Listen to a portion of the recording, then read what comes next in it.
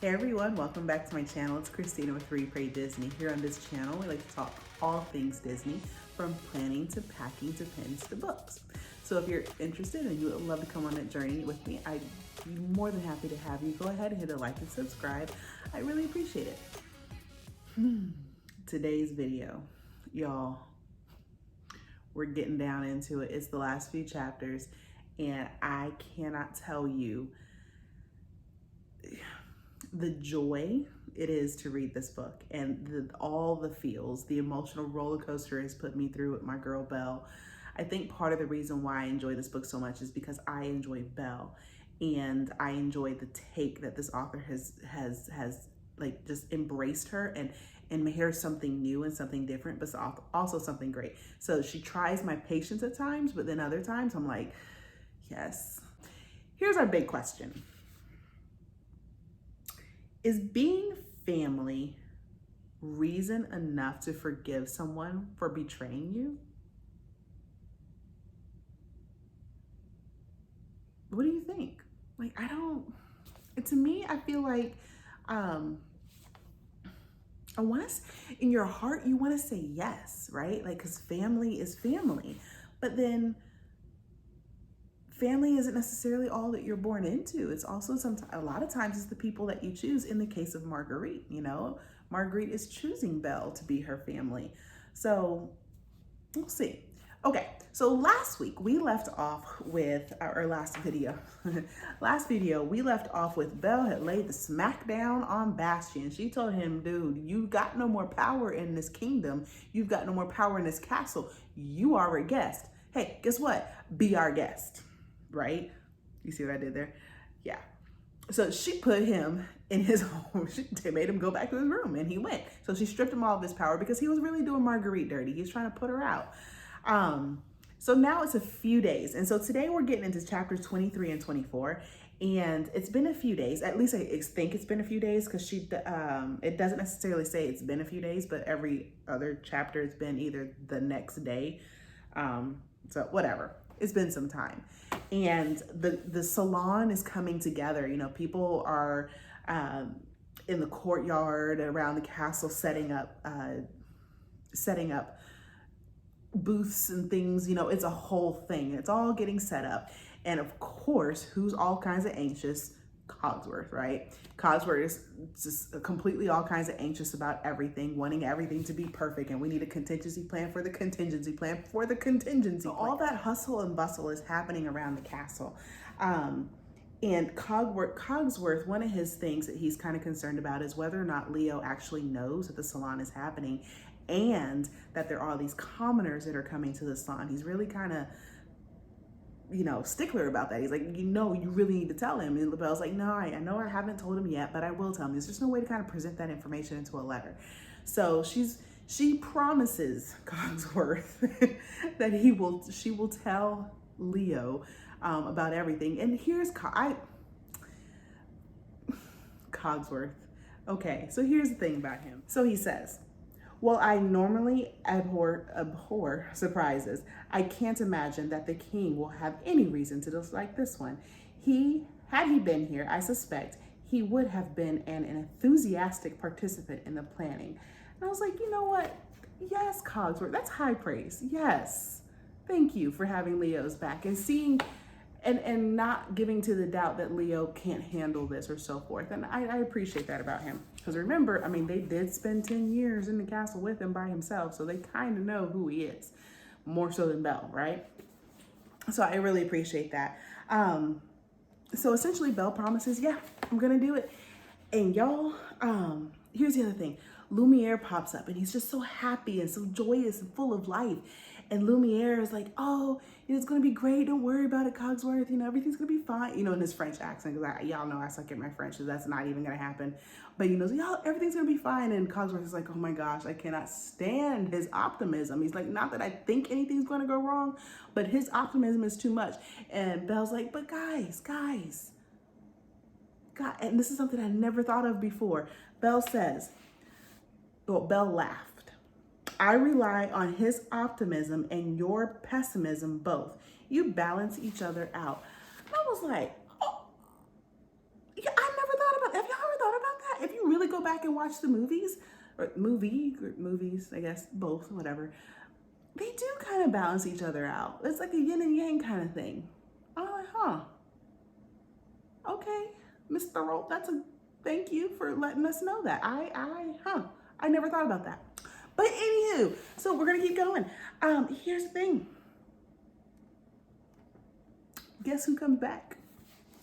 Guess who's back? Back again in his castle. Yes, my friend, it is Leo. It is Leo. Daddy's back. What? Oh, Daddy. Leo's back. Yes, he came back a whole day early. Daggone near gave Cogsworth a heart attack. So Leo comes riding in. So, you can imagine this scene. It's all this hustle and bustle around the castle. All these things and booths are getting set up outside. And Leo comes galloping back. And for a moment, Belle and Leo have this stare. He's dismounting his horse and he stares her down and he goes, Belle.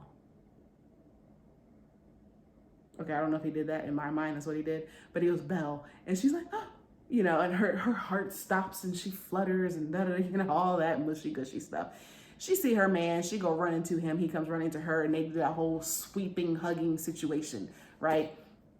And you can imagine Cogsworth is like, he's having this heart attack, like, ah!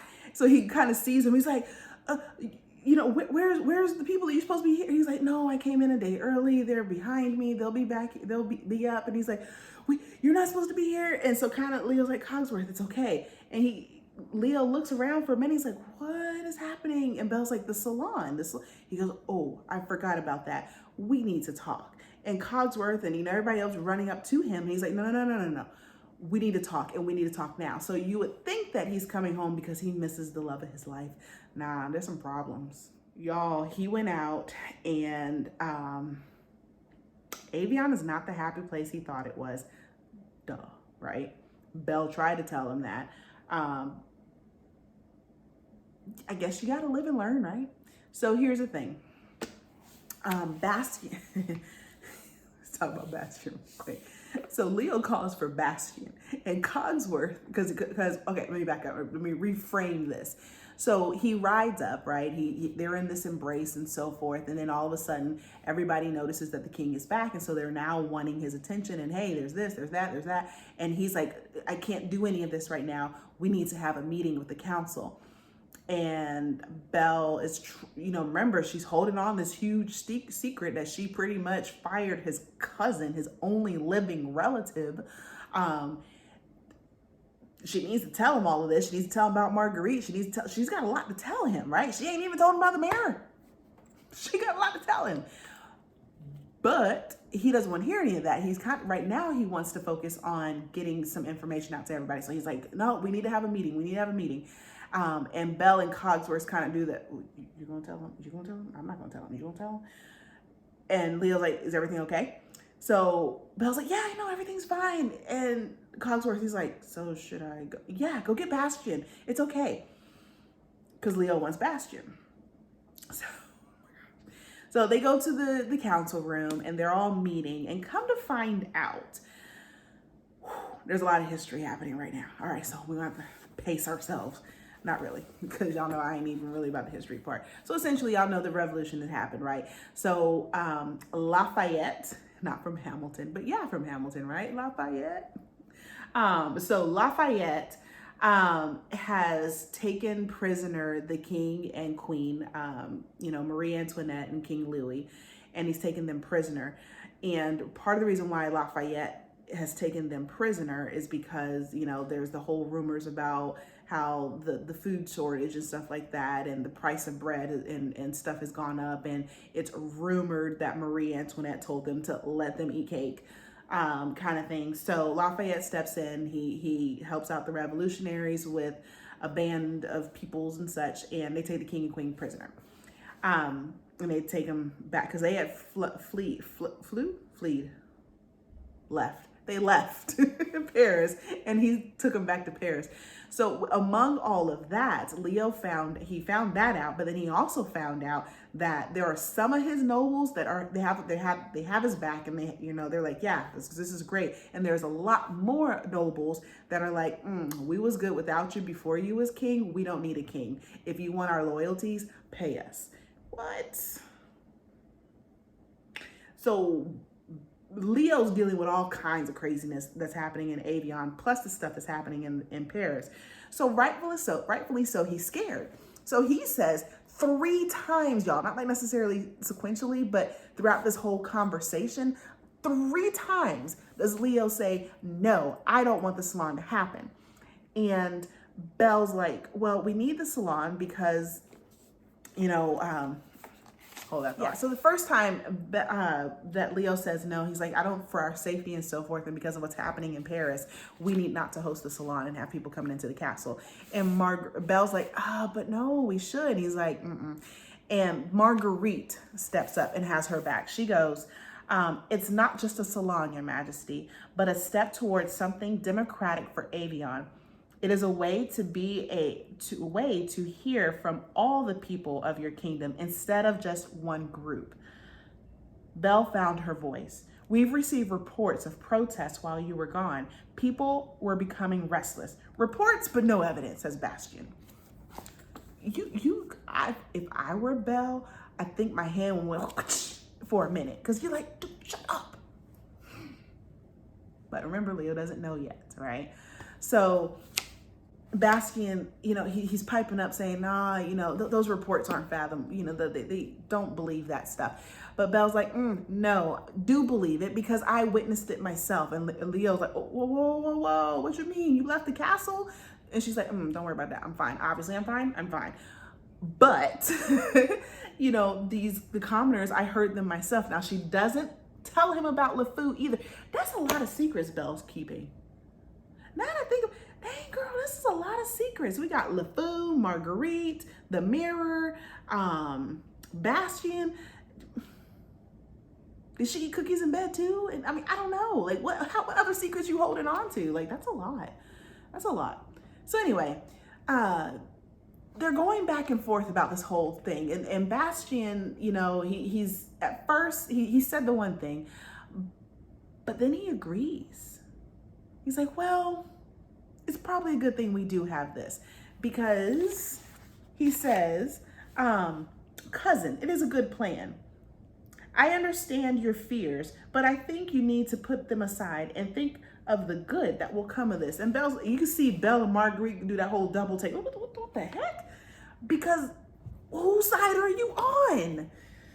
Y'all heard me say it over and over and over again. I don't know about Bastien. We still don't know about Bastien. You know what? I'm hoping this is not like some secret twist and then it wasn't Bastien at all. It was like somebody else. I don't know, but whatever. Either way. So Leo agrees. Now here's the thing. 3 times did he deny, or not deny, it's not Jesus. There's 3 times that Beast said no to this. And each of those times, Belle was trying to convince him, but it took Bastien once to say, no, cousin, it's a good idea. And he dropped it and said, okay, let's just go ahead and do it. Is it a man thing? Do you not trust your wife? Like, I don't understand. Whoa, side note. Did y'all realize that Leo is talking to Marguerite? Did y'all think about that? Because remember, Leo didn't know Marguerite wasn't even in the castle. Here's how that happened. When Belle told Cogsworth to go get Bastien, it was okay to get Bastien. She also said, would you get Marguerite as well? And Leo's like, Marguerite? He goes, yeah, you remember her from your cousin's salon, essentially. And she goes, I trust her with my life. And he's like, okay. And he left it at that. So I wonder, why is it that Leo can trust her when it comes to having a representative of her own, essentially, in the castle, but he can't trust her to say that this is good for the kingdom, having the salon?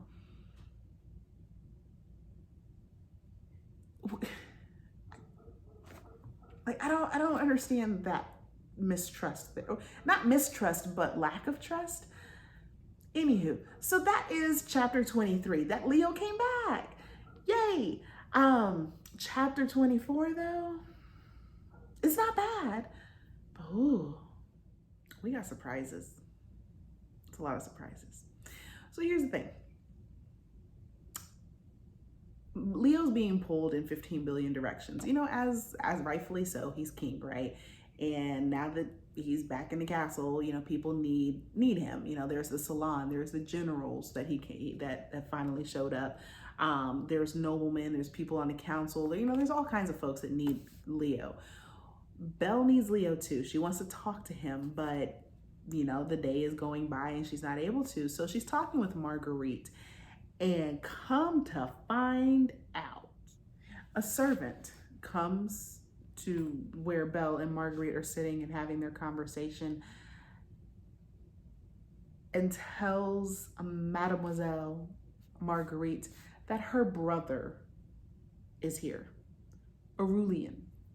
The brother that we had no idea was where he was this whole time Marguerite's been in Avion. He's there.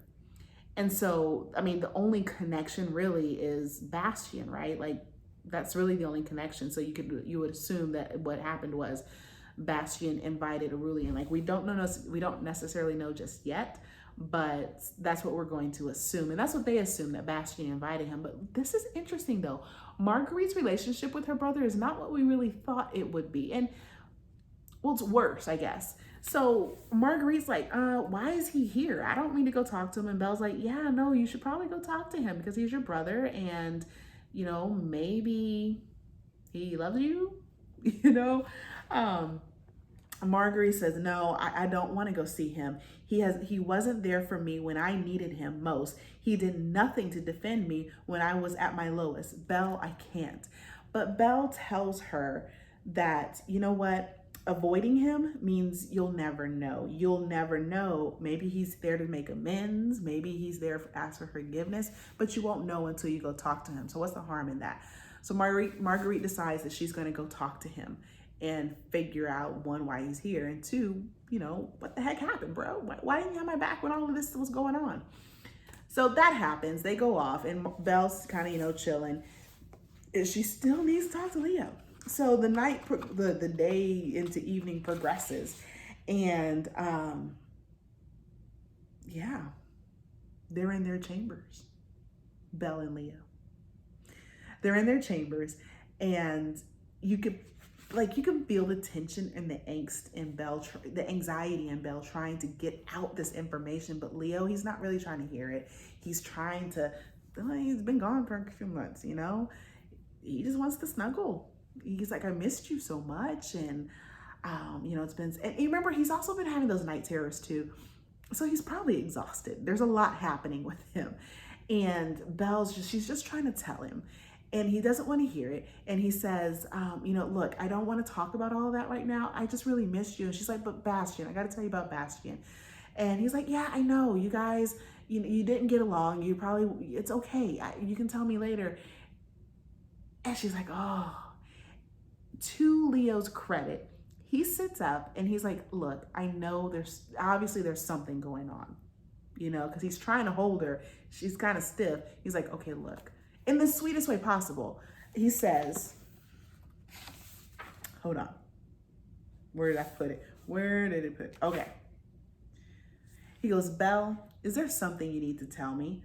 And her mind went to the mirror, the last vestige of the curse that they thought had been destroyed, and the mystery woman who spoke to her through it. Leo was giving her a chance to tell him about it, but she found she couldn't. No good would come from revealing that the curse lived on in some form. She would hold that knowledge inside herself and hope it didn't break her. And she says, nothing important. There's LeFou you have to tell him about. There is, of course, the Enchantress and all that situation that's going on. There is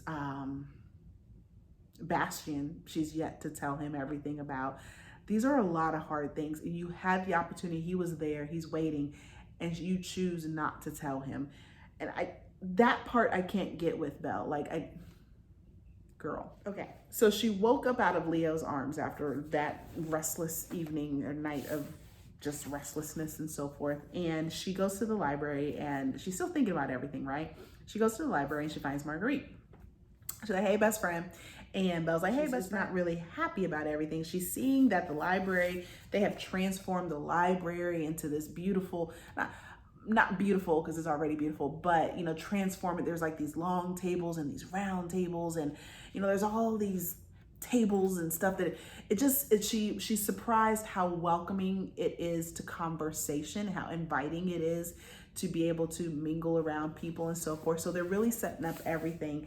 And in the midst of that, Bastien had told her that the most successful salons in Paris were opened by a ball. So he goes, bing, let me drop that little nugget to you. So they're going to have a ball. And so Belle is kind of looking at the place and looking at the library and walking out into the hall. And she hears some voices, some muffled men voices. And she's like, what's going on? Let me go investigate. Sure, we have a way out. It was a man's voice, rough and low. Once the deed is done, our path is clear, another man replied. His voice slightly higher and his accent hard to place. How can he agree? How can he guarantee that? You don't trust him? Of course I don't. Of course I trust him. I just can't imagine we'll have a clear path out of the castle once we've killed the bloody king. Belle's heart stopped, as it would, right?